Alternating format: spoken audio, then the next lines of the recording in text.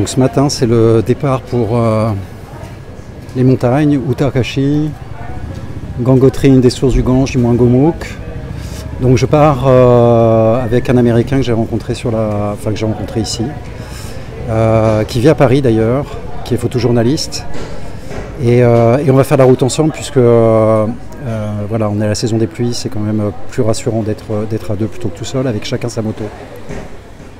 Donc la particularité de cette moto, c'est que tout est inversé. C'est sur les anciens modèles étaient comme ça, c'est-à-dire qu'on a les vitesses à droite avec la première vers le haut et le frein à gauche. Allez. Et démarrage au pied. Pas de démarrage électrique.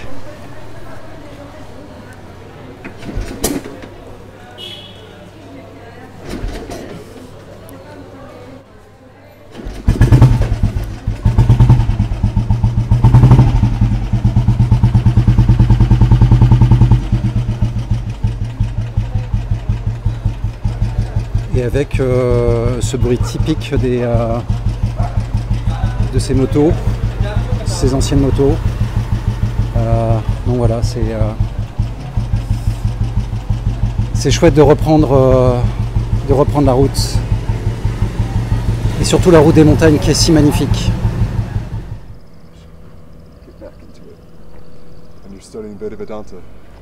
Yeah. With the teacher here?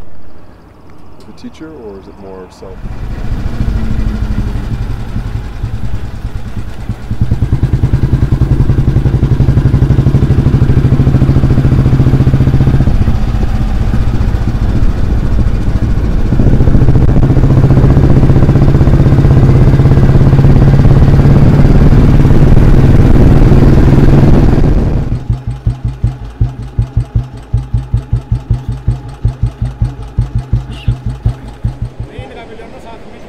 Ça y est, nous rentrons dans la terre des prêtres, des sadhus.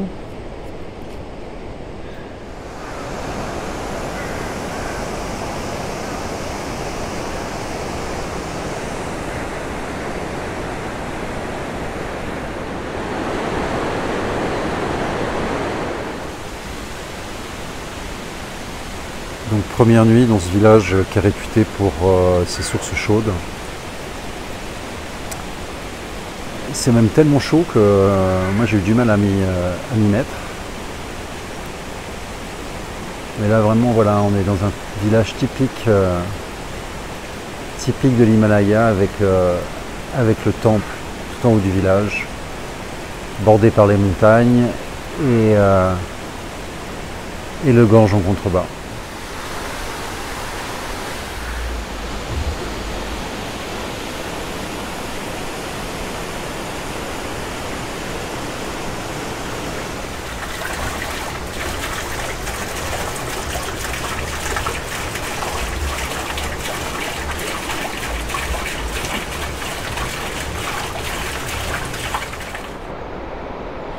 Donc là je pars par ce petit chemin dans un village qui se trouve à 1 km au-dessus de là où j'ai dormi.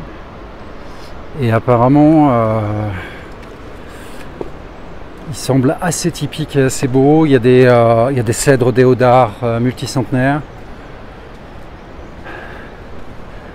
Donc voilà, 1 km, ça va. 1 km en montant. Voilà, petite balade matinale, il est 8 h passées. 8 h du matin. C'est juste magnifique ici.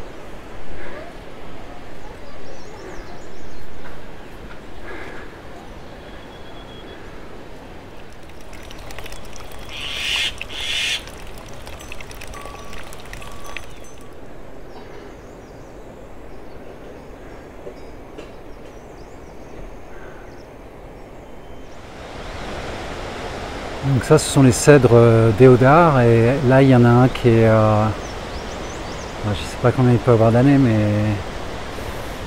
peut-être 500 ans. C'est vraiment l'essence typique du coin, le cèdre déodar.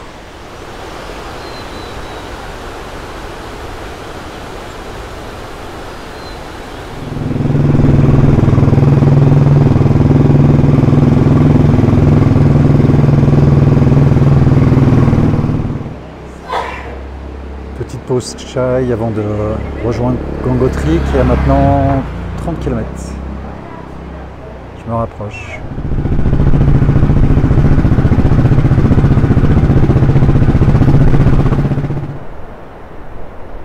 Gangotri est à 7 km.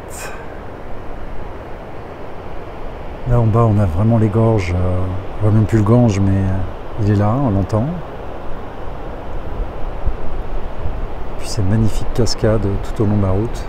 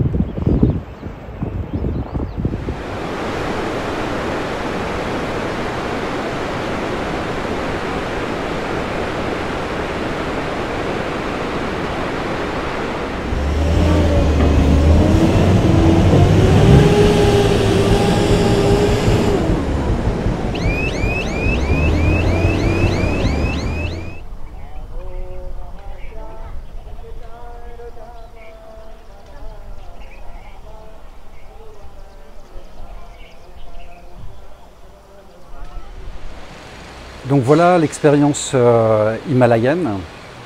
Alors c'était vraiment absolument incroyable de retourner sur ces pas puisque j'y suis allé en 2009, c'est-à-dire il y a 14 ans. Et 14 ans j'ai fait ce trajet, mais en plus j'avais pu monter à Gomukh, ce que j'ai pas pu faire cette fois puisque c'était fermé pour des raisons, des raisons climatiques. Voilà, c'est trop dangereux parce que maintenant il y a des orages qui peuvent vraiment créer des inondations de manière extrêmement violente et éphémère. Donc pendant pratiquement toute la mousson, la route pour Gomukh est fermée. Mais finalement c'était un mal pour un bien parce qu'en fait je suis arrivé là-haut, c'est assez marrant, j'avais oublié un seul facteur, non pas des moindres, presque un facteur vraiment essentiel, c'est-à-dire que j'avais oublié l'altitude. J'avais pas pris en considération l'altitude. Donc ce qui fait que je suis arrivé là-haut, je suis passé de 300 mètres à 3000 mètres en l'espace de, voilà, de quelques heures. Et, mais quand je suis arrivé à 3000 mètres, bien sûr, j'ai senti l'altitude. Et notamment, c'était pas encore le mal d'altitude, mais j'aurais pu l'avoir peut-être au bout du deuxième jour, troisième jour. Mais là, c'était vraiment déjà mal à la tête, des difficultés à respirer. Donc ce qui fait que je pensais pouvoir rester là-bas plus de temps et j'ai vraiment décidé de redescendre et de retrouver un environnement qui m'était plus propice parce que je sentais vraiment que ça tirait sur le corps. Et puis ne pouvant pas vraiment marcher comme je le souhaitais, il n'y avait plus d'intérêt de rester là-haut. Ce qui n'empêche que ce que je partage avec vous, là, c'est mon voyage, voilà, c'est mon voyage extérieur. J'ai commencé un tout petit peu à parler de mon voyage intérieur, mais je suis monté là-haut par rapport à mon voyage intérieur. Pas par volonté d'un voyage extérieur, je suis monté là-haut parce que c'est une terre sacrée ici, terre là encore où vraiment la sagesse se retrouve, c'est un point de convergence en fait, parce que c'est une des sources du Gange, ce Gange qui est tellement important pour les Indiens, ce Gange qui a ce pouvoir purificateur. Alors bien sûr c'est encore une fois assez symbolique, hein, il ne faut pas le prendre au premier degré, mais voilà, dans leur croyance, ils sont connectés à la nature puisque la nature leur rend des choses, leur rend des services, comme par exemple ce Gange qui va nous laver des mauvais karmas, on va dire, hein, en langage, dans le christianisme on parlerait de péché, hein, il va nous laver, il a ce pouvoir de nous laver de nos péchés. Donc je suis monté là-haut, déjà c'est vraiment un endroit de contemplation. Là je vais en profiter pour partager quelques images avec vous parce que les vidéos sont aussi très différentes des photos. Donc je vais poster quelques images en même temps.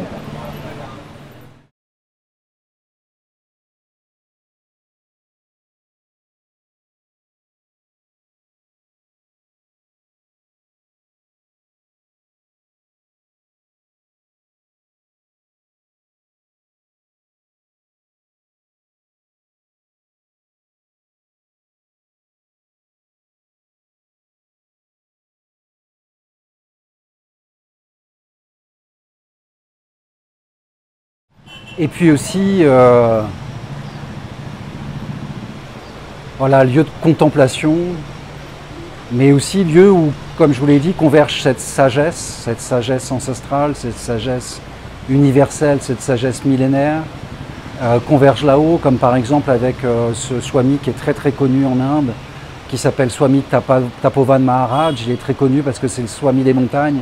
Il a traversé toutes les montagnes, il a fait des choses absolument incroyable, vêtu vraiment le plus simplement possible, avec des sandales, et il traversait des cols à 5000 mètres. Donc voilà, voilà sa hutte dans laquelle il vivait à Gangotri. Et donc finalement, c'était très très beau mon passage là-bas, même s'il était éphémère, puisque mon voyage extérieur a complètement rejoint mon voyage intérieur. Et j'ai vraiment ressenti l'énergie magnifique de ces lieux saints, de ces lieux, de ces nombreux lieux saints qu'il peut y avoir en Inde ou à un moment donné. Voilà, c'est puissant, quoi. Ça ne nous laisse pas indifférents. Donc je vous retrouve très prochainement dans une prochaine vidéo où je vais continuer plutôt à aller vers le voyage intérieur en attendant de se retrouver. Écoutez, je vous souhaite une très belle continuation et je vous dis à très bientôt. Hare Om.